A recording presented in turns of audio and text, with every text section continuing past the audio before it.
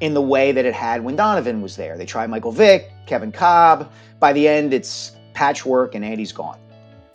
Chip Kelly makes a big move to trade Nick Foles for Sam Bradford and is fired within a year after that. Doug Peterson can't get Carson Wentz to buy in and can't develop him in the way that they hope. And so that's not entirely why Doug got fired, but it's at least part of it. And so they want that position settled. And if I were Nick Sirianni, I'd be a little concerned if that position goes unsettled.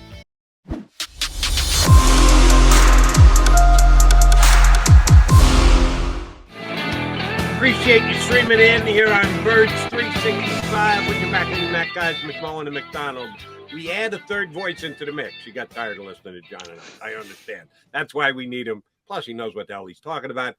Lead columnist for the Inquirer, Mike Sielski, good enough to jump aboard here on Birds 365. How was your fourth, Mike? It was excellent, Jody. Hope you guys enjoyed yours as well. Yeah, Mike, I haven't seen you since you're back from, where'd you go, Switzerland? Where was it? Yeah, we went to, my family and I went to Switzerland for a week. My wife actually lived there. She lived there when she was a kid from the time she was 6 until she was 15. So it was pretty cool to go back. We went to Zurich. We went to this little village called Engelberg. We got to do some hiking, went up the mountains. One of the coolest parts, we went to the headquarters of the Lindt chocolate factory, where they have like a tour of how they make the chocolate, and they have a chocolate museum. It's the only museum where once you finish the tour, you weigh 5 pounds more than you did when you started. It's amazing. That's great. Sounds like you had a great time. Still trying to figure out how you got a good-looking Swiss girl to marry you, but that's for she's actually a Jersey girl, Jody. She's a Jersey girl. She just happened to live. Born here, moved over there, and came back. She did, yes. Her dad had a job over there when she was a kid. So the family lived there for 9 years, and then they came back to Jersey. All right. Jersey's got a lot in common with Switzerland. And some things that are very different. All right. Yes. Speaking of different, John and I differ a little bit on the future of Jalen Hurts and what can happen here, because we know there are several different ways it can play out going forward, starting with game one this year and the continued evaluation of Jalen Hurts. 3 scenarios. You tell me, put them in the order of likelihood that they will happen. Jalen Hurts has a tremendous year. The Eagles do what the Eagles do, get a contract in place, commit to him, make him part of the future, and he's making 30, 35, 40, whatever the number is, depending on how well he plays. Eagles get a contract extension with him before the start of the 2023 season. Jalen Hurts, not good, and he doesn't improve. He regresses, and they go, we got to get ourselves another quarterback via the draft, via free agency, whatever else. Jalen Hurts not starting in 2023. Or Jalen Hurts is good. He's in a slight improvement. He doesn't get worse, but he doesn't get markedly better, and the Eagles roll it back. Sorry, Jalen, we're going to ask you to play on your 4th-year rookie deal, and they kick the can down the road for another year.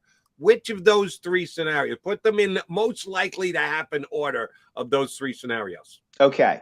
So number 3 to me is the most likely scenario, that, Jalen improves a little bit and they end up kicking the can down the road. The first scenario is the second most likely scenario, I think, because of the team that they have put around him. I actually just wrote about this. And how good their offensive line looks like it's going to be. And then, of course, then you take into consideration the additions and improvements they made to the team, to the offense in particular, the continued improvement of Dallas Goedert and Devontae Smith. Conditions are favorable for Jalen Hurts. And then I would say the last scenario is the least likely, still possible, but the least likely, which is that he just completely tanks and stinks, and they decide they're going to move on. I would say this, Jody. I think there's a 4th scenario that we ought to consider, which is that Jalen Hurts improves a little bit and the Eagles decide to make a move at quarterback anyway, because he is counting so little under the cap, less than $2 million, that they would still be able to do that. And I wouldn't put it past Jeffrey Lurie Howie Roseman and the rest of the team's brain trust to say, that was pretty good, but we could have gotten more out of that season. And if we change the quarterback, maybe we can. Well, that's one of the things, Mike. I think the Eagles have been very successful this offseason on sort of making people forget that they were trying to get better this offseason at the quarterback position, even though it didn't get very far with Russell Wilson and Deshaun Watson. They were already trying to get better. So they've done a nice job kind of, recalibrating and saying, Jalen's our guy and building up around Jalen Hurts. And it's one of those things in life. There's a lot of context. Everything's not black. Everything's not white. And the Eagles have done a good job and kind of signaled we'll get better if we can get better. If not, Jalen's our guy. But here's the problem, Mike. We got to talk extension time after this season. They could let him play out the fourth year on his rookie deal. But if you do that, aren't you just signaling this is a lame duck? This is a bridge. This is it. And the Eagles, that's not typically where they want to be. Is that a fair way to look at the landscape? I think it is a fair way, John. And this, to me, sparks one of the most fascinating debates and discussions in the modern NFL. I think you're right. I think the Eagles don't want to have to do that. Their history under Jeffrey Lurie is find a franchise quarterback and stick with him, right? Like, I've written about this a ton. Donovan McNabb and Andy Reid were a partnership for a decade. And then once the Eagles traded McNabb, Andy got 3 years and he was fired because the position never quite settled in the way that it had when Donovan was there. They tried Michael Vick, Kevin Cobb. By the end, it's patchwork and Andy's gone. Chip Kelly makes a big move to trade Nick Foles for Sam Bradford and is fired within a year after that. Doug Peterson can't get Carson Wentz to buy in and can't develop him in the way that they hope. And so that's not entirely why Doug got fired, but it's at least part of it. And so they want that position settled. And if I were Nick Sirianni, I'd be a little concerned if that position goes unsettled. But to me, I look at the Hurts situation, if the Eagles really wanted to get experimental, as a test case in the modern NFL where teams make mistakes all the time, or at least have made some big mistakes, where they overcommit to a quarterback. Right? The Baltimore Ravens spend too much money on Joe Flacco. The New York Giants spend too much money on Eli Manning in the latter half of his career. And it hampers that team's ability to build a roster around him.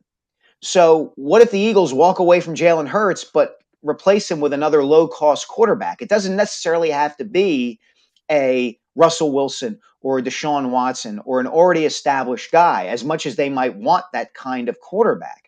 And I wonder if there's enough talent out there now, and if the playing styles between college football and the pros are similar enough now that you could find another young guy and kind of cycle through them every couple of years. It's just a kind of a thought experiment, but I wonder if one of these teams are going to try it. Mike. I brought that up as well, and that's why I'm thinking the Eagles have done what they've done, right? So they kicked the can down the road by trading one of the first-round picks out. With New Orleans, they get the extra first-round pick in the 2023 draft. So why not draft a quarterback? It might not be Bryce Young. It might not be C.J. Stroud. You can't get up to the top of the draft, but it's supposed to be a much deeper class, right? You get a young quarterback. You get to groom him for a year. Jalen Hurts is still on the fourth year of his rookie deal, very cost-effective. And then you can start that cycle and you have the young rookie quarterback in year 2 ready to take over, still cheap, still cost effective. Is that the new way of the NFL, rather than paying $40 million for a guy you're not completely sold on? If I were a general manager, John, that is a formula I would try to follow. Go back to 2017 and the Eagles, okay? We all remember how great Wentz was that season, was going to be the MVP before he got hurt. We remember how incredible Nick Foles was from the start of the second half of the Atlanta playoff game, divisional round game, on. 2.5 games of just incredible greatness. What made that team a Super Bowl championship team up to that point was that Wentz and Foles that season did not cost the Eagles very much under the salary cap. So the Eagles were able to go out and build a really good team around those guys. Sign Alshon Jeffrey and Torrey Smith and Chris Long and LeGarrette Blount and make smart trades for Timmy Jernigan and other pieces that they could. And the reason they could do that was because they had salary cap space to do it. And my question would be, there are only so many quarterbacks in the NFL, the Aaron Rodgers, the Tom Brady's, looking the Patrick Mahomes, looking like the Josh Allen or the Justin Herbert, who just take your franchise to a different place by themselves. And no matter how much you pay them, you're going to be in the mix because they're just that good. How many of those guys are really out there? And I know what the market will say about a particular quarterback at a particular time, but is it worth paying a guy who's not one of those upper echelon guys that much money, because it hurts your ability to build a team around him? And I just wonder if the Eagles might be better off saying, you know what, okay, if we can get a competent quarterback at a team-friendly contract, it'll be easier to win because it's easier to build the team around him. Mike, that was a really interesting point and storyline you laid out for the Eagles and their coaches tied to their quarterback. When it doesn't go well, the coaching tenure ends, and all three of them fit your narrative perfectly.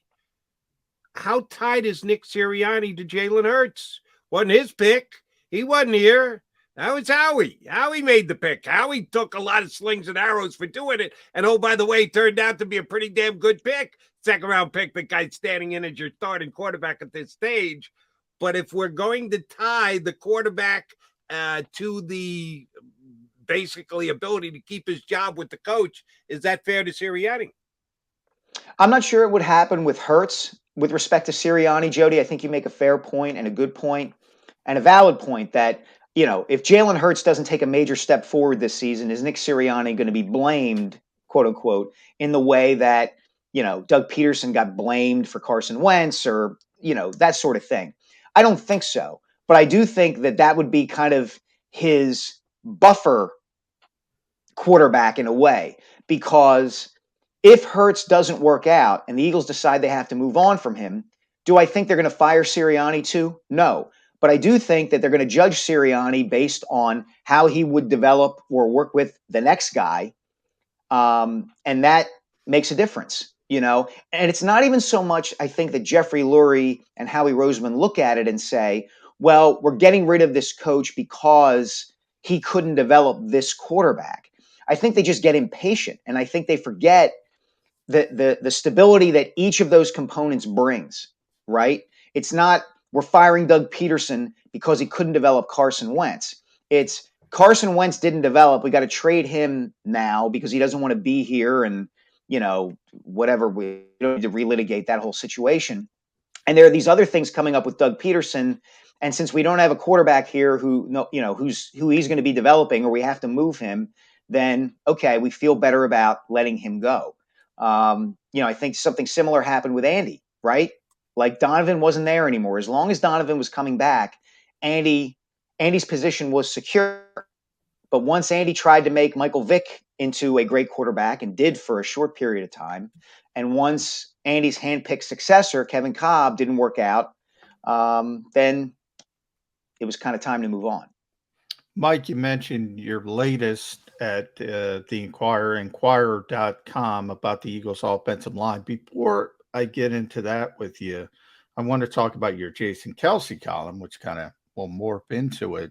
And Jason, sort of his celebrity bartending event, Seattle, his ability to connect with the Philadelphia fan base, which is not easy for a lot of people, and how he does it so seamlessly. And I look at Nick Sirianni. Nick tries to do it. Nick's successful, but I call him the pander in chief. He's got the Phillies gear on, the Sixers gear, the Flyers gear. It seems forced. It doesn't seem forced with Jason Kelce. What's the secret? What's the secret with Jason Kelce? Jim Kenney doesn't want the job. Maybe he can be the mayor. So, yeah. That's interesting. Excuse me, John. That's interesting, and I shouldn't chuckle about it given the No, circumstances with terrible. which I Kenny shouldn't said make that. it. Yeah, Yes. no, it's okay. I get it. I think the thing is with Kelce that his upbringing plays into this a little bit. Those of us, there were a few of us who were there to talk to Jason before the bartending event last Wednesday, and I said to him in asking a question, I said, I asked him how he was able to connect with the fans so well. And I said to him, I suspect that if you were from Beverly Hills, California, this would not work as well. So I think part of it is he's from a suburb of Cleveland. He's from Cleveland Heights. There's a socioeconomic and cultural sensibility that is there that is similar to the one in and around Philadelphia that Jason is familiar with. And I think part of it is his demeanor and his natural personality. The two or three guys in my time writing about Philadelphia sports professionally who I've seen connect with the fan bases in a way that surpassed any other athletes were Brian Dawkins, Chase Utley, and to a slightly lesser degree, Allen Iverson. Dawk is the one guy who I've covered who I almost felt like you wanted him to respect you in some way. There was some element of his personality and the way he went about carrying himself that you wanted to be at your best just to talk to him. Utley was very similar, but there was a little bit of distance with Chase. He kind of wanted you to stay at arm's length, even to the fans a little bit in that regard. They loved him and they admired the way he played, and they liked the fact that he cursed during the World Series parade. But there was a little bit of distance there. Iverson had so much good that happened during his tenure and so much controversial that there were people who were not going to like him no matter what, despite the vast majority of people loving him and, loved that he played every game like his last.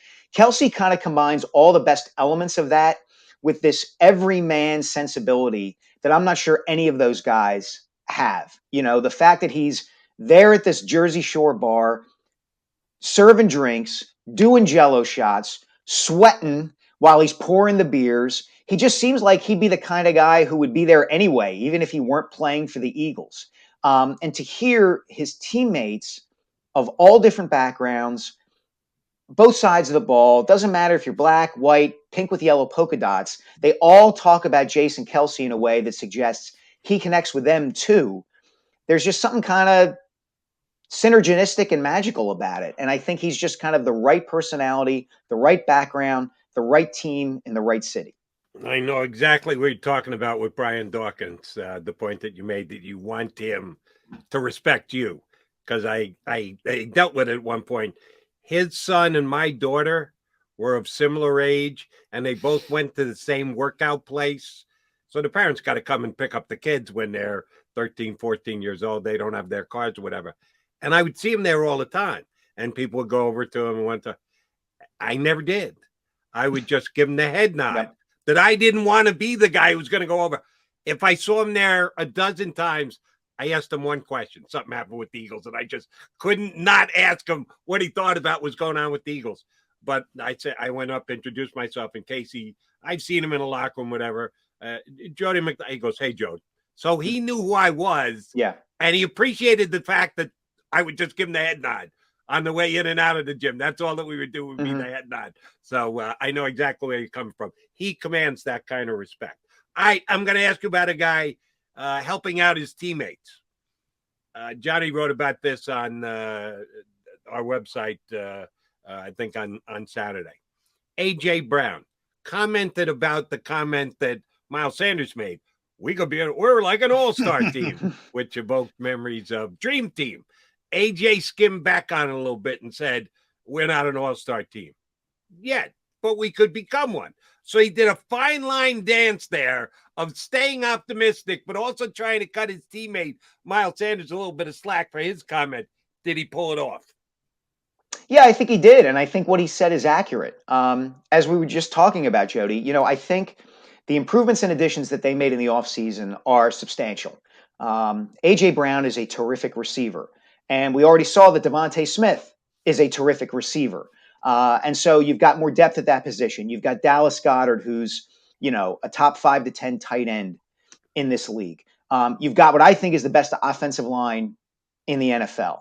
So there are a lot of pieces in place offensively for them to be really good. It comes down to Jalen Hurts. It comes down to the quarterback. They've improved on defense. I think there's still some open question there about what that defense is going to look like. I think we've talked about this before. If we see Jonathan Gannon continuing to play the same soft shell kind of coverages, then it's time to question Jonathan Gannon and his acumen, because I think most of what he was doing last season was born of his personnel and not just his natural disposition as a defensive coordinator. So, they have the chance to be better. And we haven't even talked about the fact that their schedule looks like it's going to be pretty soft. So there's a lot trending in the right way for the Eagles, but there are still enough questions there where you go, okay, we got to see how it plays out. And I think the contrast between this team and that 2011 team is that 2011 team was full of mercenaries. They were just guys who they had just signed, veterans who were coming in for the money. There was no real continuity there on that team. There were certain guys who they didn't fit in. It was a mishmash of coaching styles and misfitting styles of play. It just was bad from the jump. This is not that. There's enough continuity left over from the team last season and the teams from the years before that I think that sort of transition will be smoother. But the proof will be in the pudding once they start playing the games. Well, Mike, the expectations are obviously pretty significant, and they seem to only be growing. And I go back to your column about the offensive line, Inquirer.com. When we talk about the ceiling, the floor of this team, I want to talk about the floor because of the offensive line. It's really hard to lose a lot of games. It's really hard to be really bad if you can block people and block people consistently. Is that where you are with this offensive line? Is the best in the NFL? That's exactly where I'm at, John. And to me, it's the thing that the Eagles as a football organization do best. It's better than anything else they do. They acquire and develop offensive linemen. And the reason you know that is that you can think back in recent history to the seasons where they didn't have a good offensive line and how much it hurt them and how rare that is. You think back to 2015 after Chip Kelly had gotten rid of Evan Mathis and tried to kind of, patchwork the line, and it didn't go well. And DeMarco Murray was getting tackled 2-3 yards behind the line of scrimmage every time he got the ball. And then there was 2020, where as bad as Carson Wentz played, he was also under siege for most of that season while he was still in the lineup. Again, injuries and problems, but they generally get it fixed pretty quickly. And you go back to last season and what they were able to do, how they were able to change the offense. 7 games in and they're throwing the ball a ton with Jalen Hurts, and Sirianni and Shane Steichen, finally decide, hey, look, this isn't working. We can't win this way. The way we're going to win games is becoming a run-first offense. And the fact that their line was that good, that they were able to make that adjustment and not miss a beat and become dominant running the ball, speaks to the talent and depth that they have there. And I think given the improvements that they've made at the skill positions, and given the depth along that offensive line and how much they fortified it, they're going to be a handful offensively. Because if worse comes to worse and Jalen Hurts doesn't take a step forward, okay, they've shown that they can run the ball to a degree that should be able to keep them in games. Again, as you and I know, John, it's not the way they want to play, but they've shown they can play that way if they need to. All right, I'm going to make you make a call on 2 veteran Eagles who were part of a championship team on the defensive side of the ball on the defensive line. Fletcher Cox, Brandon Graham. Assuming health, which I know is a bit of an assumption with both guys at their now advanced stages. Sorry about that, Brandon. Sorry about that, Fletcher. Your NFL life is, shelf life is what it is. Which one is going to be more impactful this year? Kind of a weird offseason for Fletcher. Got released, bought out the old contract, got a new contract of $14 million, which most people didn't think he was necessarily worth. So you can look at it glass half empty, glass half full.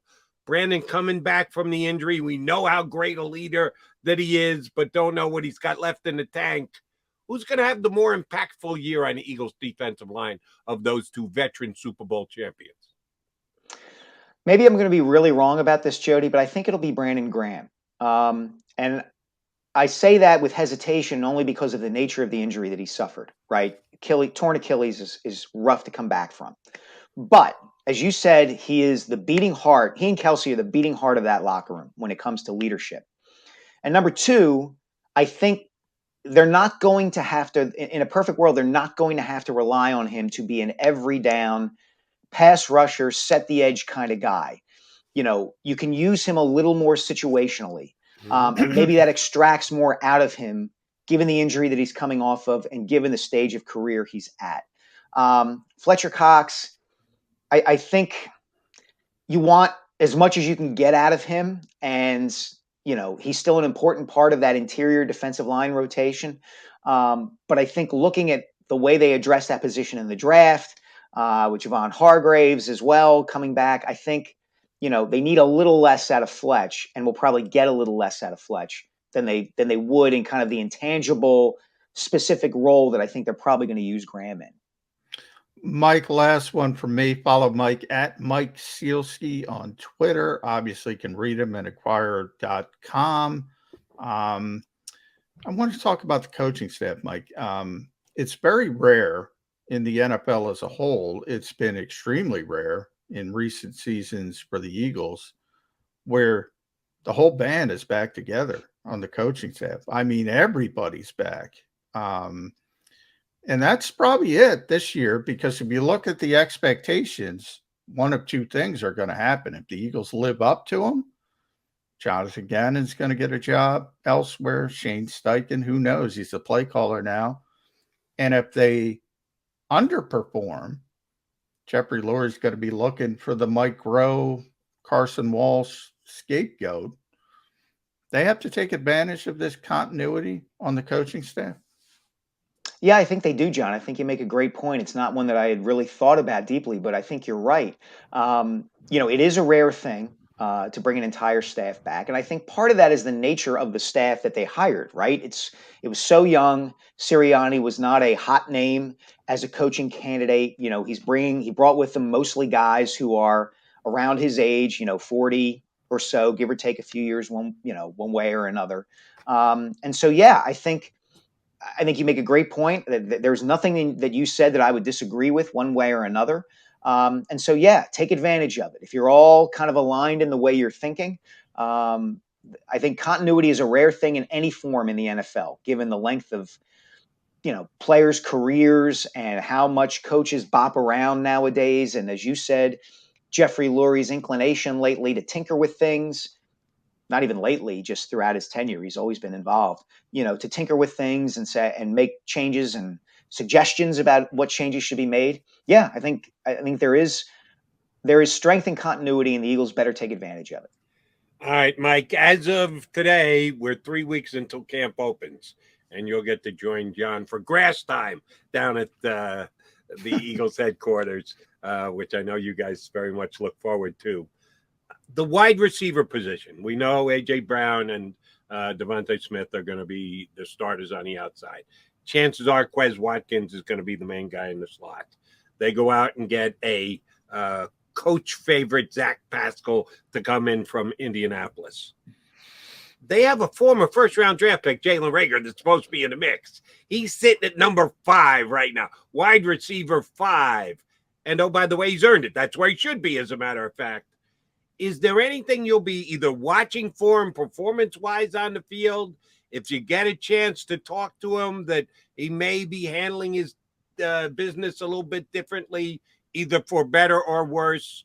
What do you need to find out about Jalen Reagor when given a chance to observe the Eagles in preseason this year?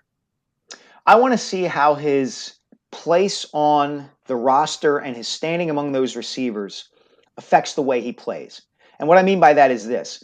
When Doug Peterson in 2016 pulled Nelson Aguilar and sat him for a game, I was really curious as to how that was going to affect Aguilar. Because I thought, well, if he's already in his own head, is sitting him down and having him think about the way he's been playing and the fact he's been dropping passes and struggling a little bit, is that going to make things better, or is it going to make them worse? And it made things a little bit better the rest of that 2016 season.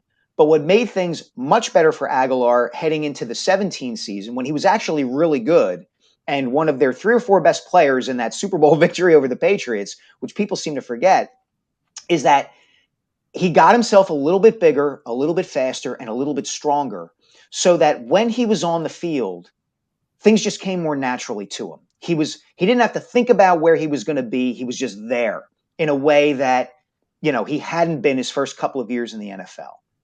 I want to see if something similar can happen with Reagor. I'm not suggesting it will. In fact, I would be kind of surprised if it did. But I wonder if part of what has been plaguing Reagor, so to speak, is, his talent just isn't quite what it was what it is in the NFL compared to where it was when he was in college. And that's something that a guy has to learn and develop through. Did he get a little bit stronger? Did he get a little bit faster? Is he playing with a little more athleticism and confidence just because he's bigger, faster, and stronger on the field? And is the fact that he's now the 5th wide receiver on the roster, does that cause him to go, you know what? I got nothing to lose. I'm going to play free and easy. Or does it cause him to go, you know what? My career here is shot and I'm just going to go through the motions. And my confidence is low. That's what I would be looking for, one way or another out of Jalen Reagor. Will be interesting. And I hope you guys enjoy your grass time when you get it 3 weeks down the line. Mike, thanks much. Whenever you come on, we know we're going to learn something. We surely did today. Thanks for sharing. We'll get you back on before the season gets underway.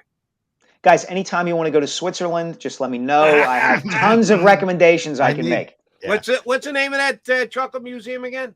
Lindt. You can buy the chocolate in the store in your local supermarket, but if you actually go to the factory, and I'm not making this up, they will throw it at you in the gift shop as you are leaving. I mean, it was crazy. There was a woman behind the cash register. I was there with my wife and my 2 sons and my mother and father-in-law, and she asked us, "How many in your party? Would you like some chocolates for the way?" And she started just tossing these handfuls of little chocolate balls at us. And, we had bags and bags full of chocolates to eat for the rest of our trip. It's like the Seattle fish market. Yeah, exactly. Here, catch. Yeah. Well, Mike Sielski, thank you much for catching on with us today. Appreciate it greatly. Thanks, guys. Enjoyed it. Mike.